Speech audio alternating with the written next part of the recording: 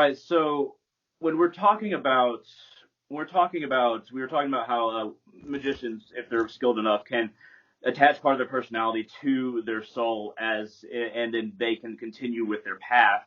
Um, is do God, like, even if you have a personal connection with a god or a goddess or a spirit, do they guide you in these in between phases? Do they kind of watch over you when you're going between who you are right now and then dying? And even if you are attached your personality to a soul, or perhaps your soul moves on, is there that guiding factor?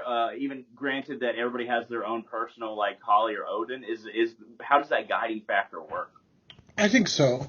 I mean, I think it depends on which deities you're talking about, which spirits too.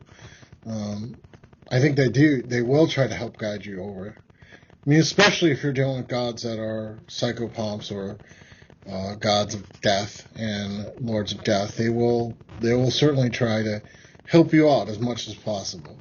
Um, Other spirits probably try to help you out too, as much as possible, if they can. I mean, if that's within their wheelhouse. So this is actually a question out of left field, but it's something that I thought maybe you had some ideas on. So I've always thought of the Elder Futhark runes as being primordial spirits that where they intersect, they basically create the fabric of reality. They are primordial spirits, not just symbols. If you have any idea about like what the runes are in general, whether it's Elder Futhark or regardless, are these primordial spirits or are they more magical lines? What's your ideas on that?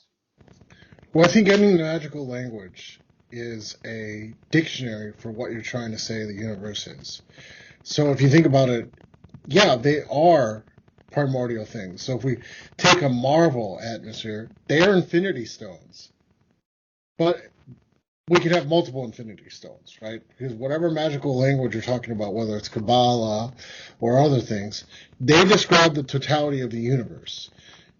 And because they describe the totality of the universe in the magical language, that is the levers you can move. So yeah, they're both intelligent, uh, primordial kind of aspects of the universe, and you can have a personal relationship with each rune too, which again makes it your rune. So it's both at the same time in a very similar way. Excellent. Yeah, I totally vibe with that for sure because that's definitely a good extension of what I already suspected.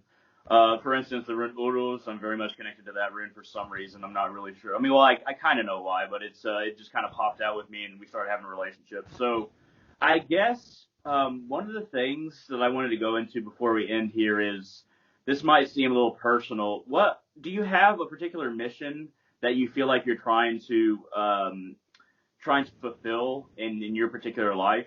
As far as you do a lot of different things, and you know about a lot of different spiritual aspects, gods, goddesses, and how death works and how energy works. Is Are you directing everything towards a particular goal, or is it more you're trying to explore? I mean, I think I do have a sort of goal.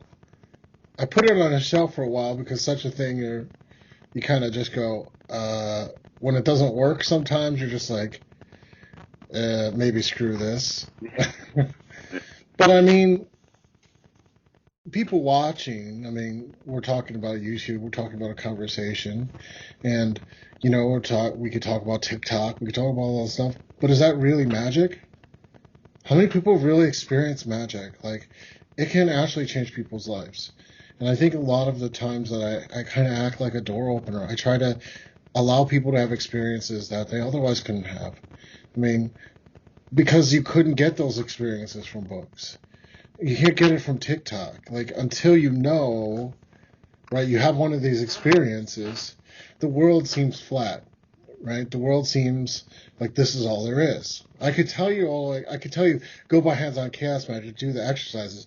Yeah, actually, if you did those exercises, it would probably come to a point where you'd be like, But there's a lot of months that go before you get to the point where you're like, yeah, weird stuff is starting to happen, and you have to start re-questioning reality. Because, I mean, ultimately, I think, you know, if people can have those experiences, we can go a lot further. Not as a future, I mean, a lot further as a species. We're kind of in this, I mean, let's be honest. I mean, I myself am trying to get TikTok down. I want to go back to it. But I mean, honestly, This is all distraction. It's materialistic distraction, and it's not working. It was working for a while, and now everything's breaking down. That's not to say I want to go back to living in the time of no plumbing with, cottages where we have an outhouse. I like indoor plumbing. I like science too. I like my iPhone, and I like the computers we're talking on. But we do have to have experiences now that force the issue of meaning that we don't want to have.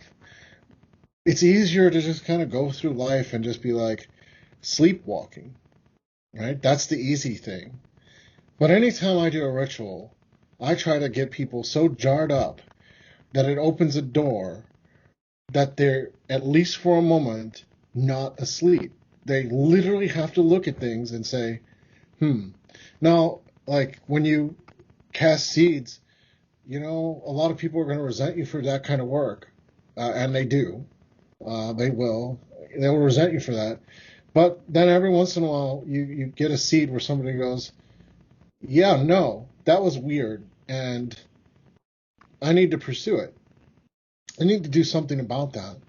And eventually, like, enough of those people might exist that we can change the stakes of what's going on. And I think that's happening more and more. Really, from a greater perspective, occultism and paganism is on a real rise. Now we just got to get some of those people to have experiences. So it's not just a fashion accessory. So it's like, a real kind of experience where they have to ask hard questions and come to a different conclusion about the nature of things. Not maybe the nature of things that I want them to hear, but I bet we would be more consistent if they had those kind of experiences than if they just accepted a dogma or something else, or Christianity or something like that. Because all those things work, but that's not that is religion, but it's not necessarily magic.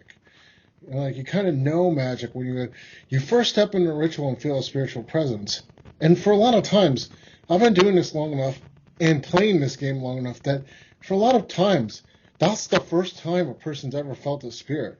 They go to pagan events, they go to this because they're like curious, but really, that's the first time. Which I could go into a whole show about why that's actually problematic, but it's not problematic because of them. It's problematic because the people who are kind of doing this work, authors and stuff like that, this should be the priority. They should have some sort of experience where they're like, oh, okay, I have more questions than answers for a while. It's something that I see in society as well, and it's one of the reasons why the pandemic hasn't really affected me like other people. A lot of people, like, they go out and do things like in the external world, not spiritual things, and then they kind of fill up their life with that, try to find meaning through that, try to fill up their experiences. But one Buddhist quote that always stuck with me that I think I said before is that wherever you go, there you are.